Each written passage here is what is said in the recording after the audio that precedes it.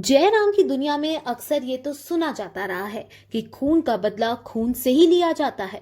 ये शायद कभी किसी ने नहीं सुना होगा कि एक लाश के 31 टुकड़ों के बदले 31 गोलियां और 31 ही कब्र का बेहद उलझा हुआ ताना बाना किसी कातिल ने कभी बुना हो। चलिए क्राइम स्टोरी में आज ऐसे ही उन दो कत्लों की कहानी की बात करते हैं जिनका ताना बाना 2 लाश, 31 टुकड़ों, 31 गोलियां और 31 ही कब्रों के इर्द गिर्द बुना गया।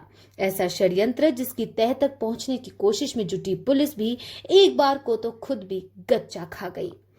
ये किसी मुंबईया फिल्म की रू पहले पर्दे के लिए लिखी हुई मनगढ़ंत स्क्रिप्ट नहीं है, ये सच है। सच भी हिंदुस्तान की राजधानी दिल्ली से चंद मील की दूर स्थित उत्तर प्रदेश के बुलंदशहर जिले का।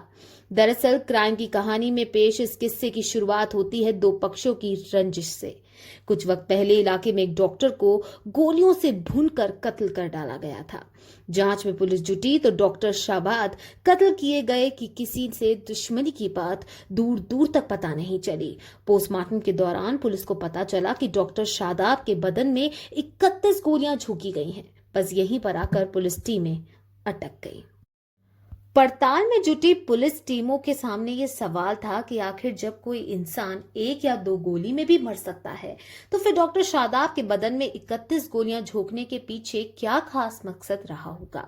100% का सवाल था। सवाल जितने काम का था उससे ज्यादा वह उलझा हुआ भी था।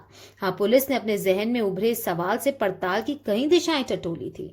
मसलन एक इंसान के बदन में कोई इतनी गोलियां चिढ़कर रंजिशन ही उसे मारता है, वरना कत्ल तो 1-2 गोली से भी हो सकता है। पुलिस के अपने ही स्तर को मगर कत्ल किए जा चुके डॉक्टर शादाब के परिवार वालों के बयान ही काट दे रहे थे, क्योंकि परिवार वालों का कहना था कि डॉक्टर शादाब काफी अच्छे शरीफ चाल चलन वाले व्यक्ति थे। उनकी कभी किसी की रंजिश तो दूर तू मैं भी नहीं हुई।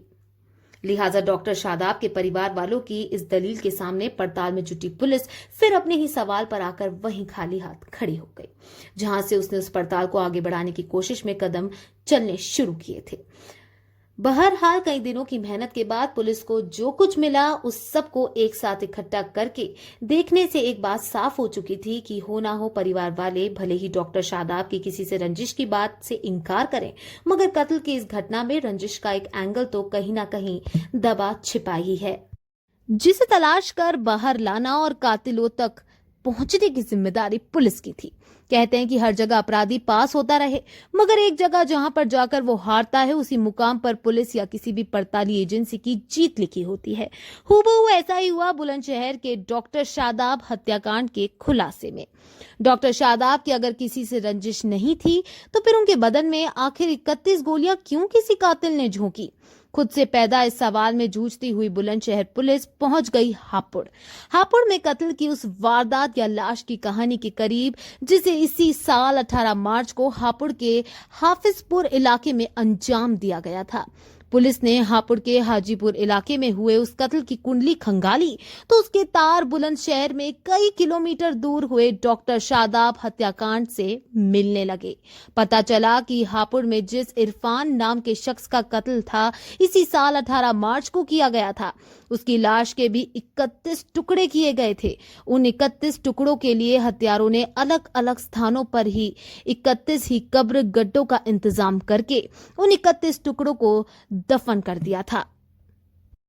बुलंदशहर पुलिस जब डॉक्टर शादाब हत्याकांड और हापुड़ में हुई इरफान खान की हत्या के बीच में पहुंची तो उसे और भी काफी कुछ ऐसी जानकारियां मिलती गई जिन्होंने क्राइम की इस कहानी की कड़ी से कड़ी जुड़वा दी।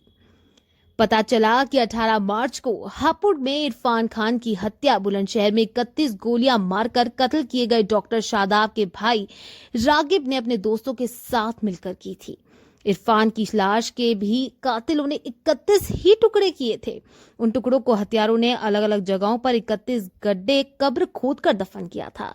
उस बदन में 31 गोली और एक लाश के 31 टुकड़ों की कड़ी से कड़ी जुड़ते ही बुलंदशहर पुलिस अपने इलाके में हुए शादाब हत्याकांड के खुलासे के मुहाने पर जा पहुंची।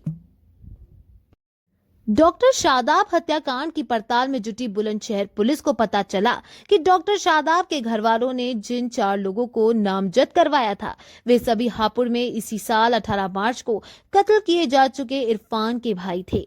वही इरफान, जिसकी हत्या में डॉक्टर शादाब के भाई और उसके दोस्तों का नाम आ रहा था। पुलिस ने 31 कब्र, एक लाश के 31 टुकड़े और एक शख्स के बदन में 31 गोलियां की तो कड़ी से कड़ी जोड़ ली। इसके बाद भी मगर सभी कातिलों की गिरफ्तारियां नहीं हो सकी। गिरफ्तारियों के लिए बुलंदशहर पुलिस राष्ट्रीय राजधानी क्षेत्र में अभी तक अपना जाल बिछाए हुए है।